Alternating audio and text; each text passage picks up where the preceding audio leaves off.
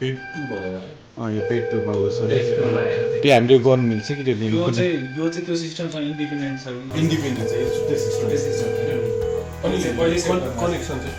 connection चाहिँ पिओबाट त्यही पिओबाट अरू सब पिओबाट हुन्छ यो पुरै सिस्टम आइपीसँग connect sir thank you so much म फेरि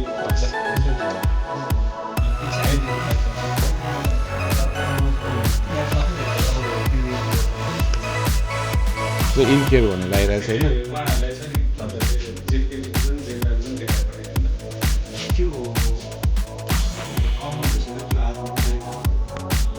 रुम नम्बर 1 मा बेड 2 मा चाहिँ इनकेयर भइरहेको छैन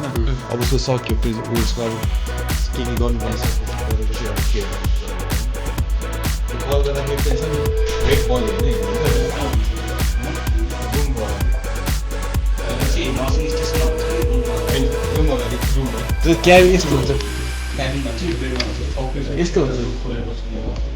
यस्तो हुन्छ यो त कसरी गर्न सकिन्छ भने यदि क्याबिन बनाउनु होइन अब त्यो जेनरल गर्नु पनि हामीले जेनरल गर्नु चाहिँ लाइटिङ यो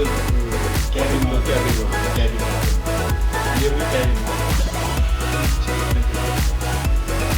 यस्तो यो र यस्तो हुन्छ यो र यो चाहिँ पिओबाट यो र फिजिकली वायरबाट अनि यो चाहिँ छ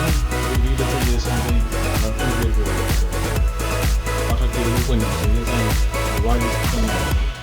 वायरलेस चाहिँ यो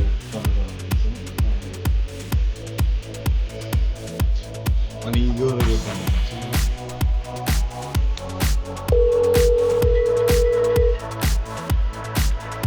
यो चाहिँ यही थ्रुबाट कल जान्छ यो जस्ट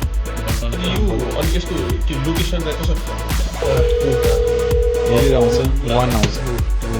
होइन यो त लाइक कोही लिएर धेरै जाँदैन नि अब पेसेन्ट भनेर मतलब उसलाई खोज्न जानु पऱ्यो एक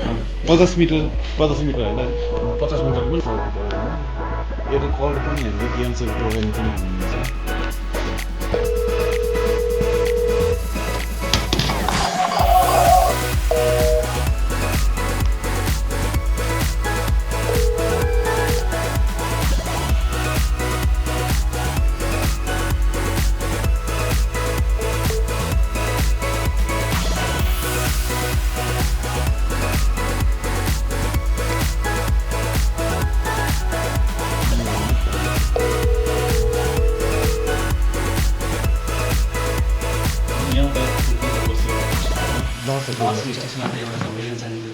यो मैले कनेक्सन चाहिँ बुझेन एक्चुली कनेक्सन चाहिँ बुझाउनु कसरी पिओबाट